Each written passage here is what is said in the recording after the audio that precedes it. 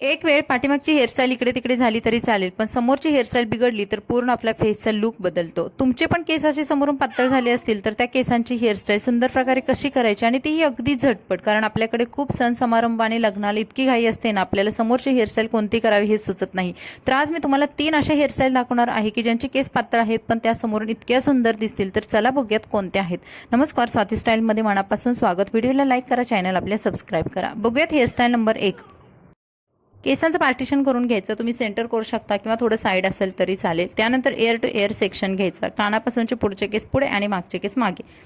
हा भाग हातामध्ये एका हाताने पकडायचा आणि दुसऱ्या हाताने बॅक कोमिंग करायचं. बॅक कोमिंग म्हणजे केस असे मागच्या साईडला विंचरून घ्यायचे. यामुळे केसांचा तिथे घट्ट असा फुगा बनतो किंवा पुंजका बनतो आणि त्या पुंजक्यावरतीच आपल्याला हे जे समोरचे प्लेन केस आहेत ते असे झाकून घ्यायचे आहेत. म्हणजे आपण जे केस तिथे फुगवलेले आहेत तर ते तिथे आपल्याला दाखवायचे नाहीत. त्याच्यावरून आपले हे प्लेन केस आहेत ते विंचरून घ्यायचे आणि त्यानंतर एका हाताने असा रोल करायचा. बघाल तुम्ही, इतका सुंदर रोल होतो ना. तुमचे केस किती पातळ असू द्यात, यामध्ये तुम्ही छान प्रकारे तुमचे केस बाउन्सी दाखवू शकता. आणि समोरचं जर हे पार्टिशन तुम्ही कराल तर मागे तुमचे कसेही केस, तुम्ही अगदी पोणी बांधली किंवा तुम्ही अगदी बंद करून क्लचर बांधून दिला तरी सुद्धा ती अट्रॅक्टिव्हच वाटते आणि लग्नामध्ये अशा हेअरस्टाईल खूप युनिक लुक देऊन जातात. दुसऱ्या साईडला सुद्धा मी याच पद्धतीने बॅक कोमिंग केलेलं आहे आणि त्यानंतर पुढचे केस त्या बॅक कोमिंगवरून घेतलेले आहेत आणि पुन्हा क्लिपने हे केस आहेत ते सिक्युअर केलेले आहेत.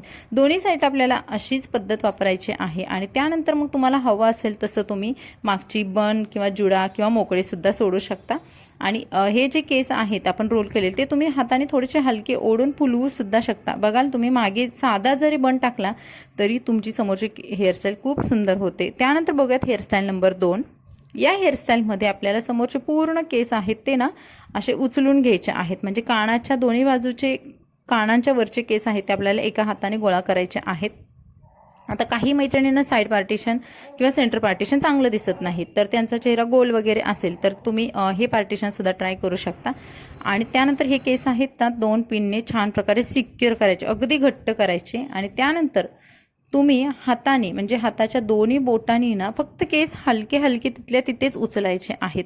मग तुम्ही कशाही पद्धतीने उचलू शकता. म्हणजे केसांमध्ये थोडा थोडा गॅप ठेवायचा आहे. फक्त गॅप आहे ना 2 केसांमधला ना, तर तो सेम असावा एवढंच आपल्याला काळजी घ्यायची आहेत. आणि ही आहे आपली मेसी हेअरस्टाईल. यामध्ये लुक तर मेसी येतोच पण स्टायलिश येतो, शिवाय आपल्या केसांना बाउन्स दिसतो. आणि ही सुद्धा हेअरस्टाईल करायला इतकी सोपी आहे ना.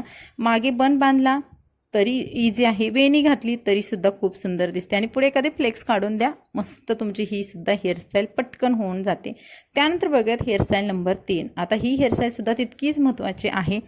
ज्या मैत्रिणींचे समोरचे केस खूप पातळ झालेले आहेत, अक्षरशः काही मैत्रिणींचा टक्कल वगैरे पडलेला आहे, किंवा ज्या बाजूला तुमचे केस जास्त पातळ झालेला आहे ना, तोच भाग आपल्याला आज झाकून घ्यायचा आहे.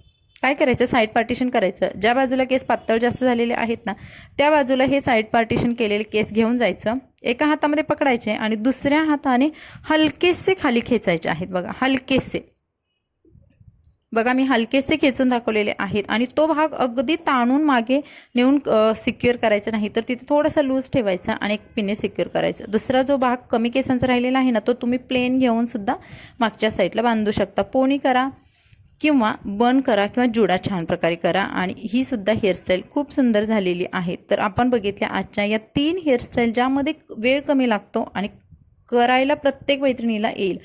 तर तुम्हाला हा व्हिडिओ कसा वाटला कमेंट्समध्ये नक्की सांगा. व्हिडिओला लाईक करा, चॅनल सबस्क्राईब करा. चला भेटून नवीन व्हिडिओमध्ये. Bye bye.